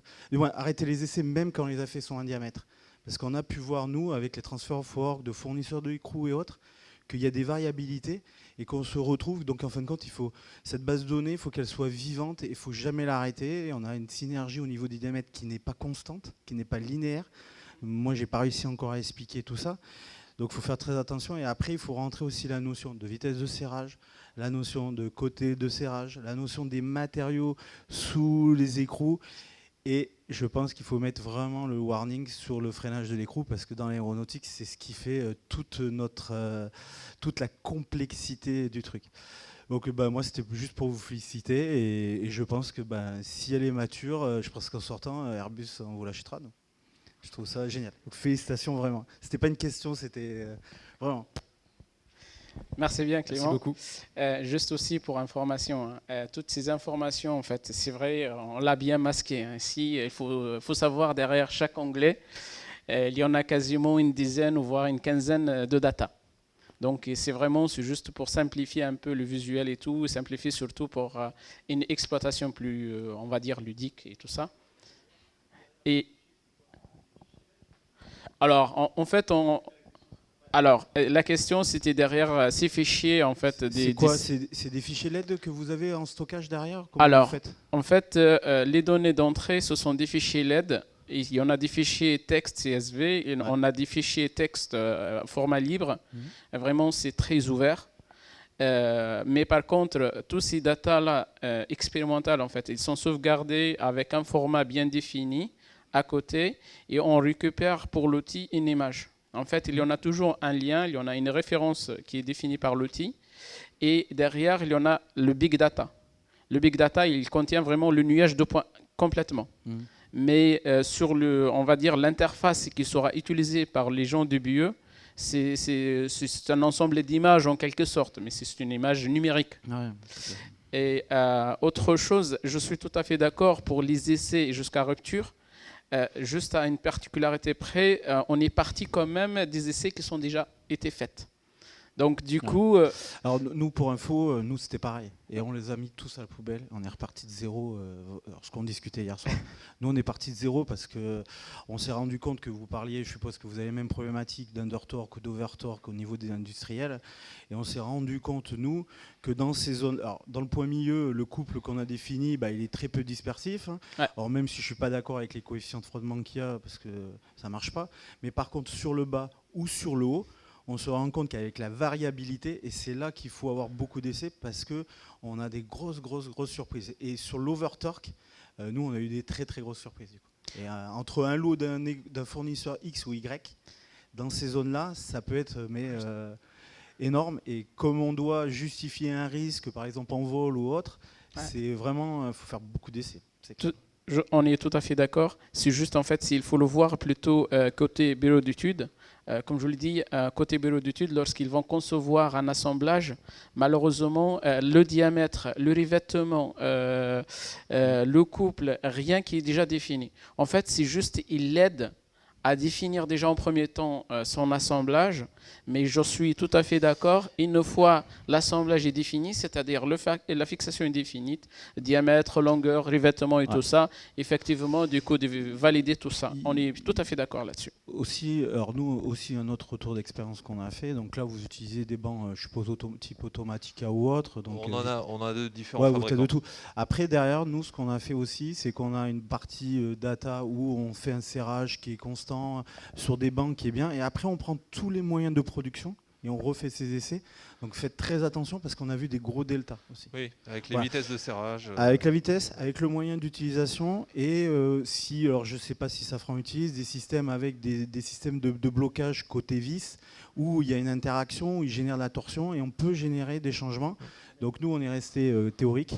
Mais derrière aussi, il y a la pratique industrielle et il faut mettre un volet industriel parce qu'il y a des gros gaps aussi. Ouais. Ça fait partie des données, comme dit Karim, qui sont répertoriées. C'est un peu la ligne qu'on voit au-dessus avec toutes les couleurs. Chaque cas, c'est des données justement sur ça a été graissé comment? Dans les filets, sous tête, de quelle manière? La vitesse de serrage, où sont issues les données. Donc tout ça, la lubrification, oui,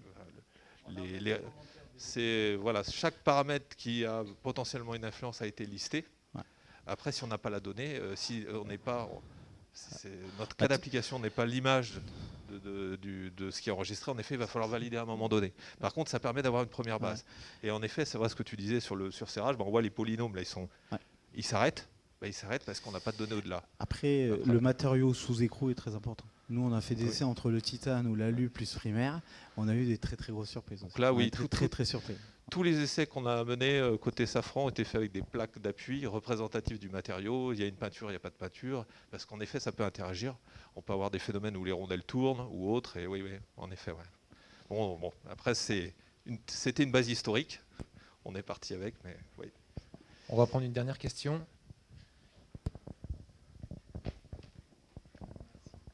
Merci, et je m'associe à Airbus pour vous féliciter et puis exprimer notre intérêt pour la suite. Donc c'est juste pour être sûr d'avoir bien compris. En fait, vous remplacez la relation de Kellerman et Klein par des polynômes basés sur les essais.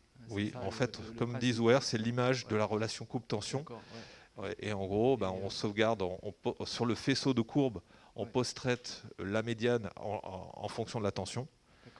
On post-traite l'écart type en fonction de la tension et on arrive après à modéliser. Donc c'est une équation finalement qu'on sauvegarde, une image.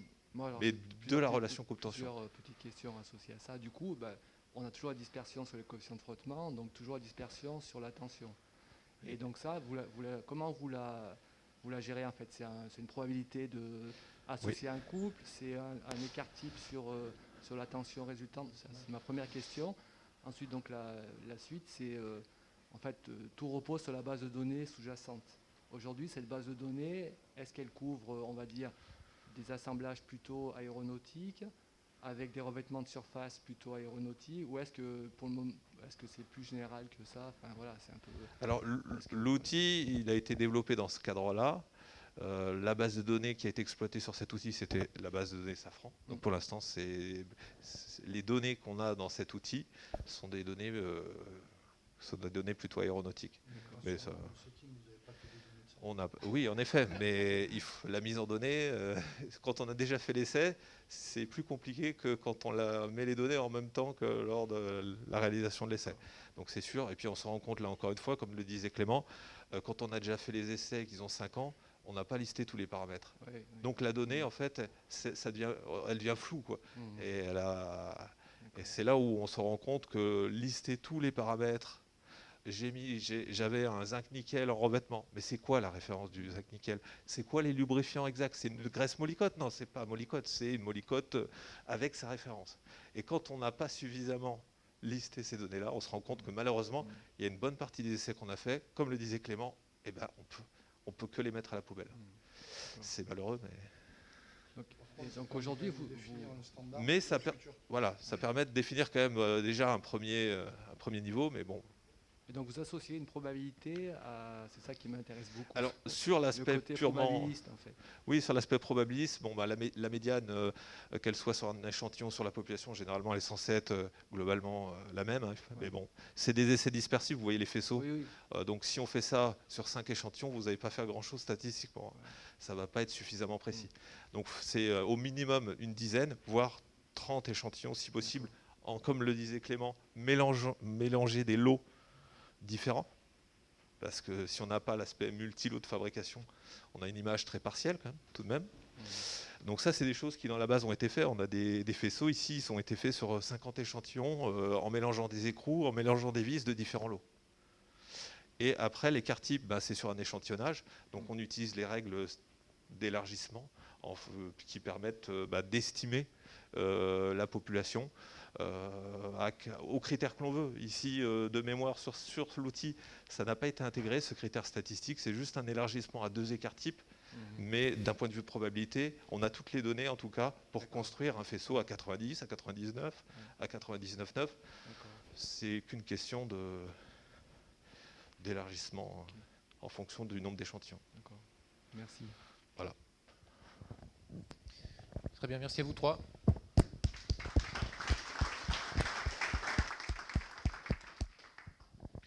On va poursuivre avec, sur la lancée de ce que Christophe indiquait à l'instant, des travaux sur l'optimisation du comportement à l'interface des assemblages JC, avec une proposition d'innovation sur une rondelle qui optimise ces performances-là. Donc c'est un projet qui est développé par HEF, donc M. Pavaillé qui est ici, Alstom et le CETIM. Et donc Christophe et Pierrick vont vous parler de ceci. Ouais, merci. Alors bon, Stéphane ne sera pas là aujourd'hui, mais il y a quelques slides qui touchent au retour d'expérience ferroviaire, donc je m'appuierai éventuellement sur Luc si vous avez des questions bien particulières sur le domaine. Donc au niveau du sujet, donc là vraiment on touche à tout ce qui est lié au maintien, à la tenue, au glissement, au non-glissement des assemblages. Donc on aura un rapide préambule sur ce point-là pour bien recentrer la problématique. Le deuxième point qui est de lister un petit peu quelles sont les solutions actuellement que l'on a pour sécuriser nos assemblages contre les risques de glissement. Donc on regardera un petit peu les solutions existantes et puis justement on vous parlera avec Pierrick un peu de la solution de cale d'adhérence un peu innovante qu'on a pu travailler ces dernières années. En suivant justement un retour d'expérience sur tout ce qui est application dans le domaine ferroviaire relatif à cette problématique de tenue par adhérence, de tenue au non-glissement. Et puis le dernier point, c'est le même, donc je ne reparlerai pas forcément, éventuellement sur nos travaux en cours sur le sujet. Donc là, je passe rapidement, c'est la même slide que Zouer, donc on l'a vu, on a bien déjà évoqué. Le serrage lui-même, déjà, il y a une grosse incertitude d'un point de vue frottement, mais frottement dans la fixation vis-à-vis du niveau de serrage. Là, le sujet qui va nous intéresser, ça ne va pas être lors du serrage, mais plutôt ce qui va se passer en service. En service, si on a le bon niveau de serrage, on a serré au bon couple, on avait le bon coefficient de frottement, on a le bon effort, donc l'effort F0, la précharge, on a le bon niveau. Néanmoins, si notre assemblage il est sollicité transversalement, dans les cas plutôt qui travaillent en cisaillement, avec des assemblages qui ont du jeu, on ne parle pas d'assemblage sans jeu, comme on peut l'avoir dans beaucoup de cas aéronautiques. Là, c'est les cas plutôt industriels, de manière un peu tout domaine hors aéronautique sans jeu. On va avoir un autre facteur qui va être très influent, ça va être justement ce coefficient de frottement statique ou cette adhérence à l'interface qui va permettre de préserver un assemblage qui ne glisse pas. Donc dans le cas où cet assemblage serait soumis à glisser sous l'action d'événements un peu exceptionnels ou un mauvais serrage, on aura rapidement des cas de défaillance qui sont typiques. On parlait de phénomène de dévissage spontané, c'est typique dans ce cas de glissement. Là, on a un petit essai qui montre bien les phénomènes de dévissage. Quand ça bouge, ça glisse à l'interface. Alors forcément, l'essai, il est sévérisant. On le connaît un peu tous, cet essai-là, cet essai Juncker. Mais simplement pour vous dire, voilà, si on a un glissement à l'interface, généralement, c'est très rapide d'avoir ce type de phénomène de dévissage. Si on n'a pas de phénomène de dévissage, on va avoir des dégradations des interfaces. On voit sur la droite des photos des interfaces qui vont voir du fretting, si c'est des très petits mouvements, ou pas de mouvements, ou des mouvements qui sont difficilement visibles. Dans des cas de mouvements très importants, on peut avoir aussi des phénomènes, on vient carrément arracher la matière, donc on va parler plutôt là de grippage, on va avoir des phénomènes de grippage, on arrache la matière. Voilà. Donc ça va être les défaillances dans le cas où on a ces problématiques de glissement. Donc pour pouvoir essayer d'optimiser, de sécuriser l'assemblage, on revient sur les deux points qu'on a évoqués, agir sur deux leviers. Le levier serrage, donc le levier serrage qu'on a abordé, qu'on a déjà pas mal vu sur les différentes présentations. Donc optimiser son niveau, essayer de serrer plus fort ou d'avoir moins de précision au niveau de notre serrage. Et puis ça sera forcément associé à la technique. On parlait beaucoup de serrage au couple, éventuellement passer sur du serrage pré-couple-angle, voire du pré-couple-angle plastique, voire serre en tension si on a des systèmes spécifiques. Donc ça va être une voie d'optimisation. Et la deuxième voie, ça va être vraiment de travailler sur ce coefficient d'adhérence à l'interface, qui va être dépendant forcément du couple matériau à l'interface. Généralement, au niveau de la structure, on est un peu figé, hein, on a un couple qui est déjà établi. Donc ça peut être éventuellement en jouant sur les traitements de surface, les revêtements, qui vont pouvoir amener, jouer sur ce facteur. Et éventuellement jouer sur l'état de surface. On a déjà parlé un peu de rugosité, où on peut aller jusqu'à des solutions, enfin des aspects de crantage. Donc là, c'est un peu ça qu'on va essayer de regarder, creuser quelles sont les solutions sur ce paramètre de coefficient d'adhérence ou de coefficient de frottement statique. Quelles sont en tout cas les solutions où on pourrait améliorer, optimiser ce point-là. Donc, les principales solutions, on les a répertoriées un peu dans ce tableau. On a une première ligne qui est, comme déjà évoqué, l'aspect matériaux. Comme évoqué, souvent on ne peut pas trop agir sur le matériau de la structure, il a été défini en amont d'un point de vue de la conception. Pour autant, dans certains cas on peut jouer sur le revêtement ou la peinture, quand il y a des peintures. Donc vous avez des solutions comme par exemple des revêtements anti-corrosion de zinc lamellaire qui sont utilisés dans la visserie, mais qui sont lubrifiés, qui présentent des vernis, qui présentent ces mêmes revêtements, on peut les utiliser sans ces lubrifiants-là. Et ils peuvent des fois améliorer un peu la situation. De la même manière, au niveau des peintures, on a beaucoup de retours d'expérience très négatifs sur certaines peintures où ça glisse des frottements très très bas, mais vous avez des solutions de peinture qui peuvent être un peu adhérentes. Voilà. Dans ce premier type de solution, il reste très souvent une problématique qui est la durabilité. On a une adhérence au départ, par contre demain, dans 20 ans, quelle va être l'adhérence de ce type de solution où on a un vieillissement de ces revêtements? Donc ça, c'est des questions qui ne sont toujours pas forcément de réponse bien précise. On pourra jouer sur l'état de surface. Alors sur l'état de surface, on pourra éventuellement jouer sur une orientation des stries, quand les pièces sont usinées, d'orienter les stries d'usinage pour qu'elles soient en opposition au mouvement. Ou à un autre niveau, avoir du molletage, du crantage au niveau de l'interface, voire dans certains cas aussi un sablé grenaillé pour augmenter cette rugosité. Donc ça, c'est des solutions qui peuvent fonctionner, mais qui des fois ne fonctionnent pas du tout. L'exemple même, c'est on va mettre des stries d'usinage importantes sur une pièce en alliage d'aluminium, et puis en face, on a une pièce en titane qui a une rugosité très faible. La rugosité de la pièce en aluminium ne va jamais se cranter dans le matériau qui va être beaucoup plus dur en face. Il y aura toujours le matériau où on va jouer sur une forte rugosité, il faut que quelque part, il arrive à s'indenter, se cranter dans la pièce en opposé. Donc il faut un rapport de dureté qui puisse permettre cela. Mais des fois, dans certains cas, ça peut quand même augmenter significativement. Le sablage, le grenaillage, ça va être la même chose. On va essayer de le faire, mais sur la pièce la plus dure. Et puis, dans cet état de surface, ce que l'on voit aussi, c'est d'optimiser ça. On va jouer sur cet état de surface, mais en jouant sur un crantage, une accroche un peu optimisée. Alors, quand c'est des aspects, par exemple, de sablage, de grenaillage, on voit des choses qui s'utilisent. On va venir métalliser ou utiliser, on a vu de la projection thermique pour certains cas d'assemblage. Là, on va venir justement durcir superficiellement la surface très rugueuse avec un matériau qui va être très très dur. Ici par exemple on va projeter du carbure de tungstène sur une surface très rugueuse. On va avoir quelque chose qui est très dur, qui va se cranter facilement dans une pièce en opposition.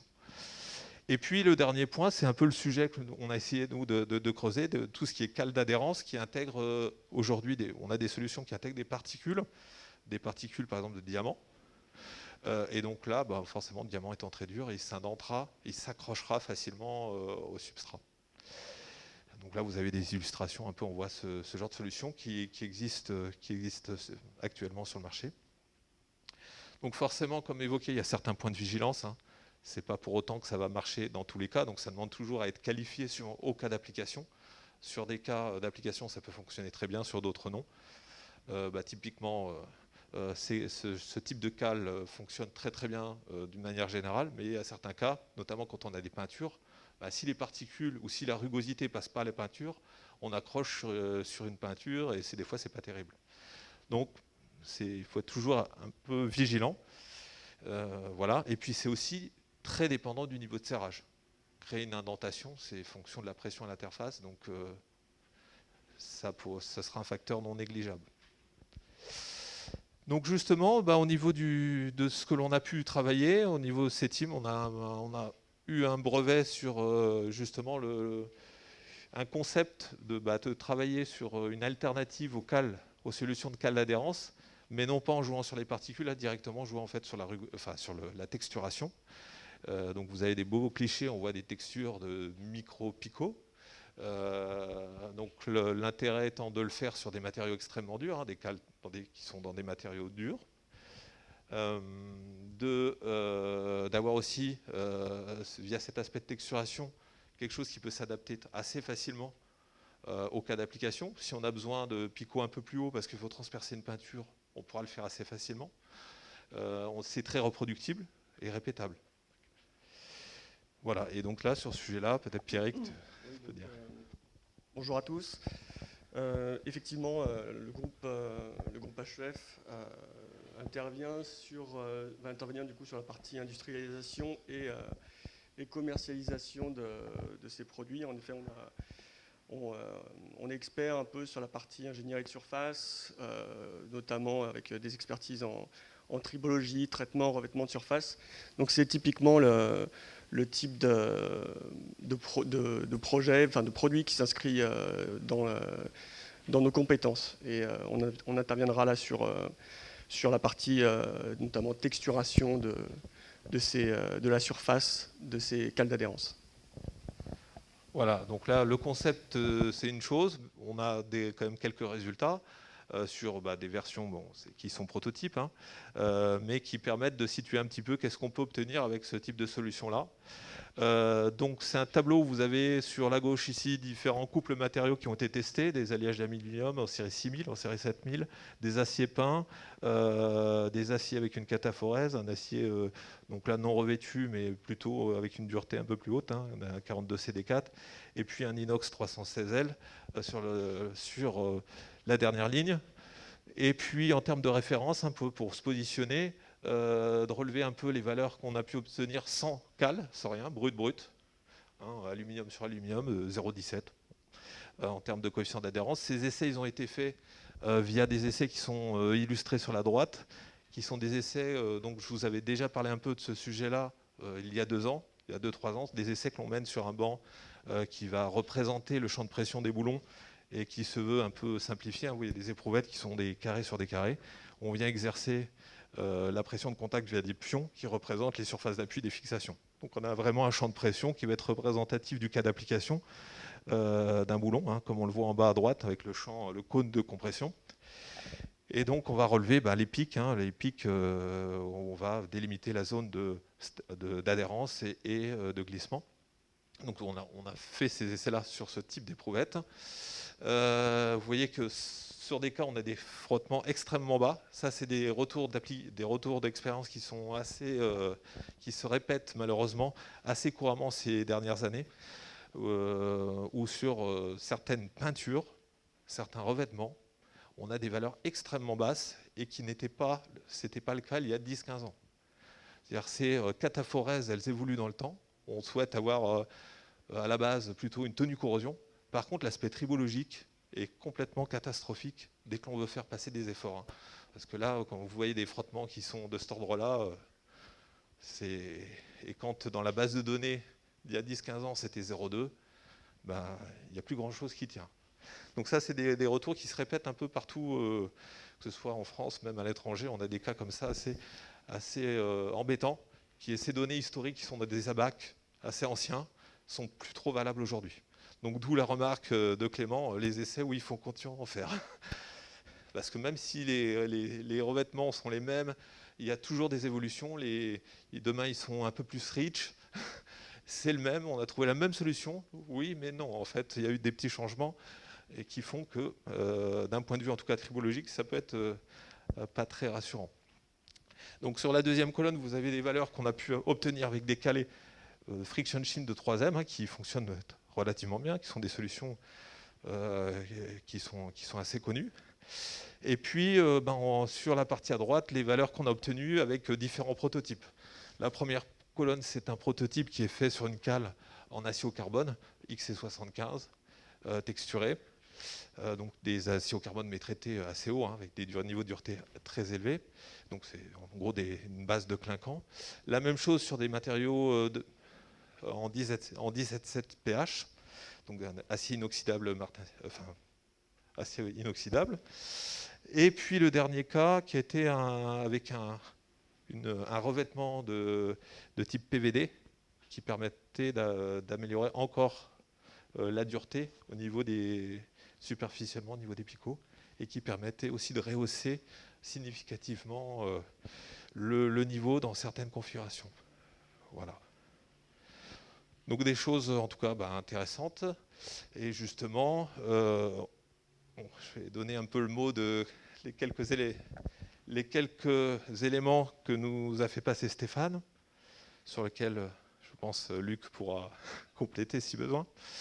Donc notamment dans le domaine ferroviaire, les enjeux sur l'assemblage vis-à-vis de ce type de problématiques, il y en a différents. Il y en a au niveau de la performance même, sur aujourd'hui tout ce qui est caisse, multimatériaux.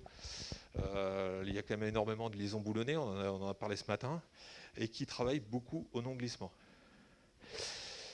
Les durées de vie attendues sont quand même importantes. On attend des durées de vie de 30-40 ans. Des fixations d'équipements robustes. Bon, forcément, les pertes en ligne, on a vu la vidéo, on n'a pas envie de voir. Vraiment, c'est le cauchemar, comme on a vu ce matin. Et puis, en parallèle, il faut aussi avoir des règles de rationalisation, notamment le fait d'avoir aussi des classes 8, 8, 19, ne pas s'écarter de ces aspects de rationalisation. Un point industriel. Sur l'aspect industriel, le fait que ça puisse aussi ne pas pénaliser les délais dans tout ce qui est livraison, chaîne de production. D'intégrer si possible des aspects d'éviter les erreurs lors du montage. Ça reste simple à mettre en œuvre. Ça évite éventuellement des opérations de resserrage. Et puis l'aspect de maintenance, réduire les contrôles, ça c'est si possible. Donc tous ces enjeux, ils impliquent d'optimiser un peu la quantité de boulons, le diamètre, la classe de qualité. Et derrière tout ça, les solutions techniques, on en a déjà parlé, Stéphane nous a remis ces éléments-là, augmenter si on peut le serrage, ça va être, on a vu, un des points. Et puis sinon, on en revient encore une fois, augmenter ce frottement à l'interface.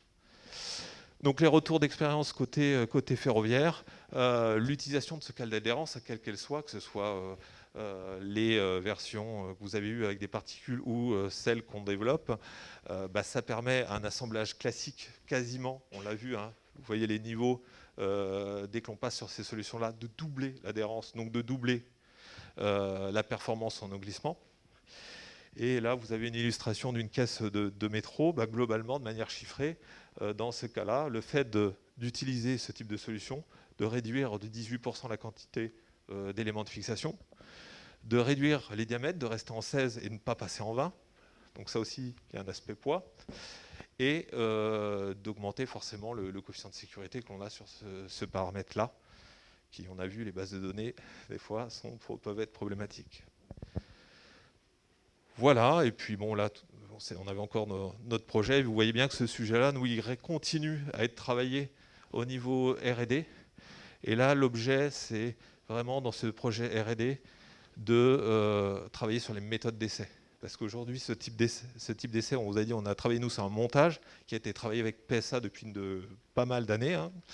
Ce qu'on souhaiterait, c'est que demain, il y ait vraiment des méthodes d'essai, des guides aussi, pour se dire que tout le monde fasse la même chose. Parce qu'aujourd'hui, malheureusement, sur cet aspect interface, il n'y a pas grand-chose.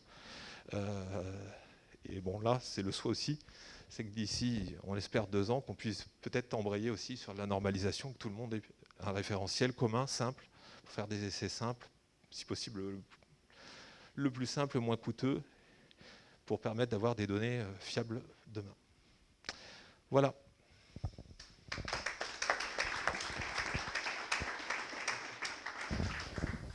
Merci Pierrick, merci Christophe. Et je vois qu'il y a des questions, j'arrive.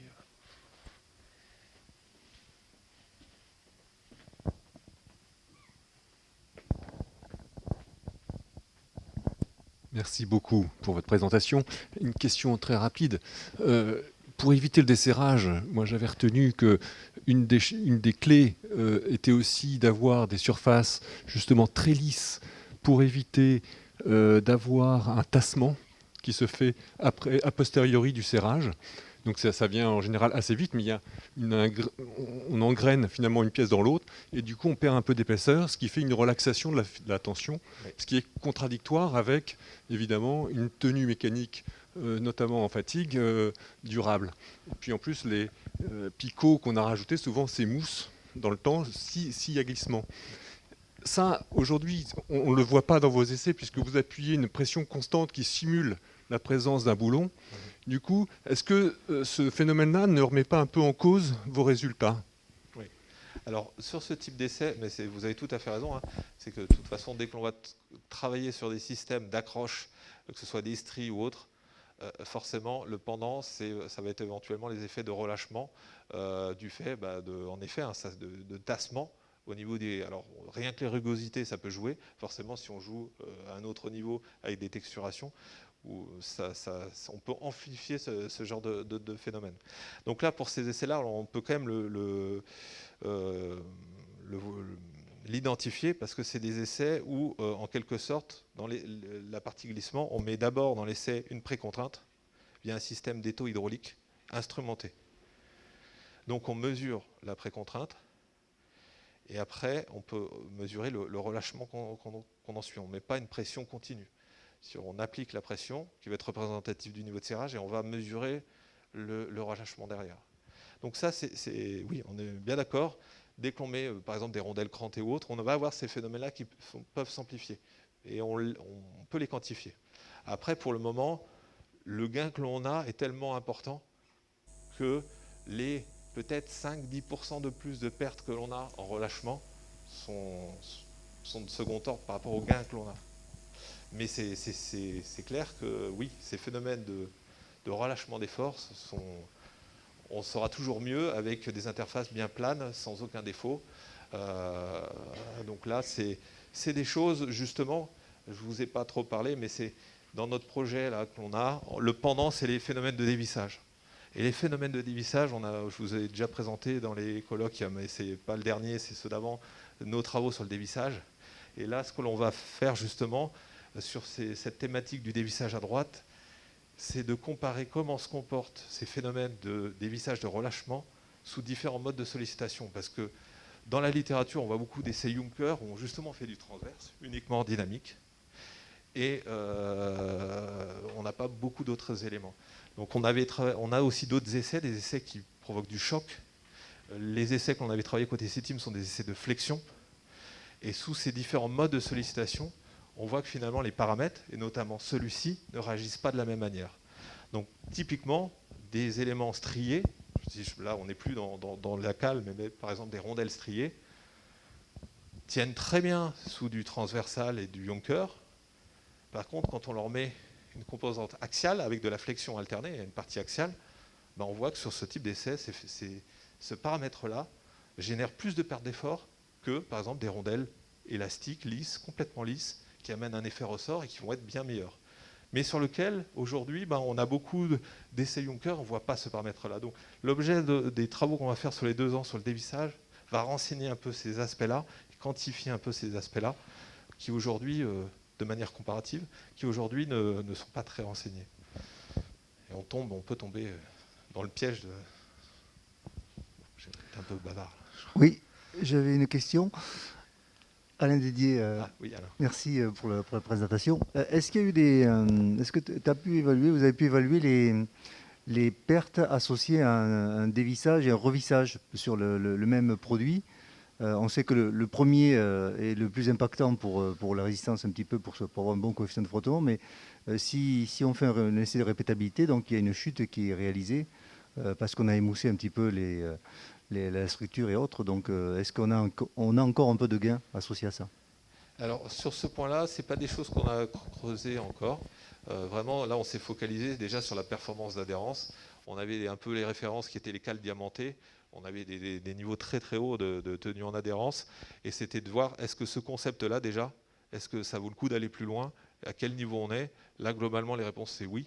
On a quelque chose qui est challenge, donc qui est une alternative, hein, parce qu'on n'a pas beaucoup de solutions pour vraiment avoir des niveaux très élevés.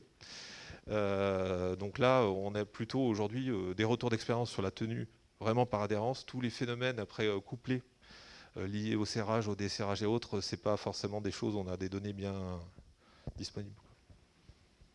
Mais on devrait avoir des phénomènes similaires à ce que l'on a avec des cales diamantées, quoi.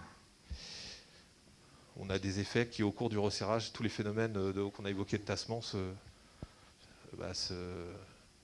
devient asymptotique, hein. Les pertes les plus importantes sont au premier serrage. Bonjour, oui, j'avais juste une question sur cette présentation-là. Les 50 microns que vous présentez ici des picots, c'est optimisé, c'était juste pour... Alors oui, ça c'est un cas qui dans les matériaux qu'on a travaillé là, notamment l'aluminium et l'acier, fonctionnait très bien. C'était un petit peu optimisé pour ces cas-là, qui ont été traités ici. Et c'est vrai que dans des cas où les épaisseurs des peintures sont supérieures à ces 80 microns, là on avait une peinture très molle, ça se passait bien. Si la peinture est très dure ou si on a plus d'épaisseur que ça ne fonctionnera pas. Donc là, c'est un cas qui a été déjà, on a fait plusieurs itérations pour trouver le niveau de hauteur de picot qui convenait dans la plupart des cas qu'on a vu là, qui marchait relativement bien, qui était optimal. Juste en complément, l'intérêt du produit également, c'est qu'on va pouvoir l'adapter à différents types d'applications. Donc là, effectivement, on a une hauteur de picot de 50 microns. Il y a des différents matériaux qui ont été utilisés. Après, en fonction du type d'assemblage, des matériaux qui vont être utilisés, des peintures, revêtements, on va pouvoir faire évoluer le produit pour s'assurer qu'on aura la bonne performance. Et le fait que ce soit... on ait plusieurs variables d'ajustement sur le produit, c'est un des atouts. Moi, j'ai juste des petites questions.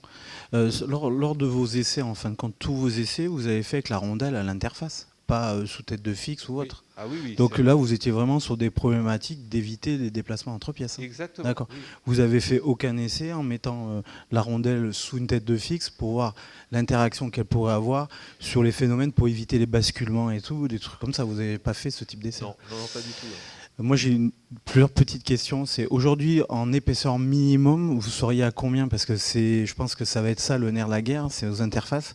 C'est sûr que si on a une rondelle de 0,2 ou de 0,5, on va venir mettre des interactions qui n'auront pas. Donc vous, aujourd'hui, quelle serait l'épaisseur minimum que vous pourriez mettre en place aux interfaces? Alors, donc là, on fait un peu ce que l'on souhaite, mais il faut quand même un minimum, hein, c'est sûr.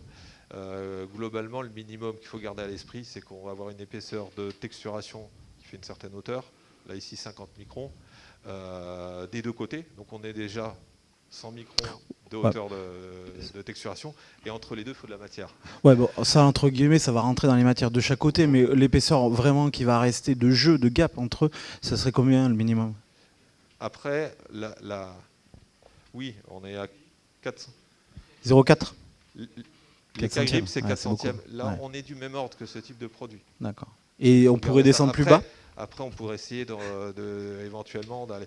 Mais là, c'est de la mise au point. Il faut voir, est-ce qu'on va arriver à bien texturer les micro-picots si on joue sur des épaisseurs très très fines, très très souples. Parce qu'il y a ça aussi qui peut jouer. C'est-à-dire quand on est sur des cales bien rigides, c'est facile de faire une texturation qui est très très propre et vraiment parfaite. Plus on va sur des cales souples, on peut avoir des phénomènes où la qualité de la texturation peut... éventuellement, mais ça, on n'a pas été jusqu'à essayer de déterminer quelle est l'épaisseur minime, mais on peut jouer.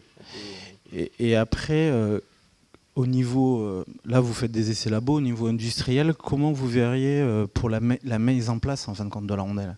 Parce qu'on va avoir une rondelle, on a un trou, qu'est-ce que vous travaillez là-dessus? C'est pour, faut qu'elle soit centrée parfaitement. Et est-ce que vous avez fait des travaux où il y a des études là-dessus? Alors ça, c'est vrai que c'est les mêmes problématiques que les cales et K-grip. Hein. Par exemple, dans le ferroviaire, ils utilisent des bandes double face pour venir les positionner et coller. Mais c'est vrai que là, c'est très lié au cas d'application. Suivant le cas d'application, il faut avoir la solution qui convienne. En fin de compte, là, tu es dans un phénomène où tu dégroupes, il faut que tu mettes une rondelle et tu regroupes pendant cette opération-là, comment tu garantis que ta rondelle ne glisse pas, qu'elle est parfaitement centrée? Parce que je suppose que si elle est un peu dans le trou, après tu vas mettre une fixe, tu vas venir l'altérer. Et ça, vous n'avez pas commencé à travailler sur cette partie-là? Pour l'instant, on a vraiment travaillé sur le fait d'avoir une alternative aux produits déjà existants qui, eux, je suis bien d'accord, ne remplissent pas à 100% éventuellement des contraintes qui pourraient être celles-ci.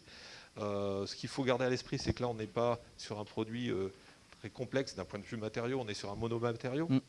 Donc, quelque part, on peut facilement jouer éventuellement sur des découpes avec rajouter des formes sur le substrat. Ça, c'est des possibilités qui sont assez ouvertes. Mais justement, c'est suivant le cas d'application, la forme des pièces, où est-ce qu'on pourrait venir créer un petit pokayoke, un arrêt en rotation, ou je ne sais quoi. Et dernière toute petite question, derrière vous faites que des essais de traction, si j'ai bien compris. Est-ce que dans la batterie d'essai, vous allez faire vraiment des essais de fatigue avec des cyclages pour voir comment ça se passe? Parce que je pense qu'on va rentrer des fois dans certains phénomènes en fréquence ou autre qui pourraient, un coup c'est bon, un coup c'est pas bon, et toutes les valeurs que tu me montres là, elles pourraient être vers le bas, vers le haut, tout changer. Est-ce que c'est quelque chose que vous allez évaluer en second step? Alors ça, aujourd'hui, il faut bien voir qu'on a déjà des éléments, notamment dans le ferroviaire. Dans le ferroviaire, ils ont une spec de qualification au niveau de ce type de produit, quel qu'il soit, qui est déjà sévère. C'est en gros, on ne fait pas un essai de glissement. Alors on va en faire un, mais on va amener du vieillissement. On va faire des cycles thermiques déjà pour avoir des phénomènes de dilatation thermique. Derrière ça, on va faire de la corrosion. On va mettre un ensemble d'éprouvettes préassemblées dans un brouillard salin, et puis derrière ça, un essai de fatigue. Et à la fin, on refait sur la partie assemblée, quel est le niveau d'adhérence une fois ce cycle de vieillissement extrêmement sévère réalisé. Donc ça, c'est des choses où il y a déjà des retours d'expérience, et sur notamment les cales diamantées, il y a des choses qui se passent plutôt très bien. Après c'est dans les cas aéronautiques, la seule chose que j'y vois, c'est que vous avez des épaisseurs très fines. Il y a les aspects, ça marque les pièces. Il faut quand même évoluer à un moment donné, que ça ne crée pas de dommages. Ce n'est pas le cas dans la plupart des cas industriels. On a des épaisseurs assez importantes. Et ça, voilà. Mais sur les aluminiums, il y a déjà des essais de fatigue qui ont été menés sur des épaisseurs qui font à peu près une fois le diamètre. Et il n'y a eu aucun dommage en fatigue. Des pièces plus fines et du titane aussi, peut-être sensible à... Et l'application du mastic. Ah oui, c'est vrai que l'application du mastic qui peut poser des soucis. Ouais. On va arrêter là cette session. Merci à tous. Bravo. Merci à tous les orateurs. Et donc Henri Paul va nous dire quelques mots sur la suite du programme. Merci bien sûr à tous les intervenants, aussi bien dans la salle d'ailleurs que sur l'estrade. Donc c'est l'heure de déjeuner bien sûr. Mais on est un petit peu en retard pour ça. Je vous demande de revenir vers 14h15, donc un petit quart d'heure, pour qu'on puisse terminer cet après-midi dans les temps. Voilà, bon appétit en tout cas.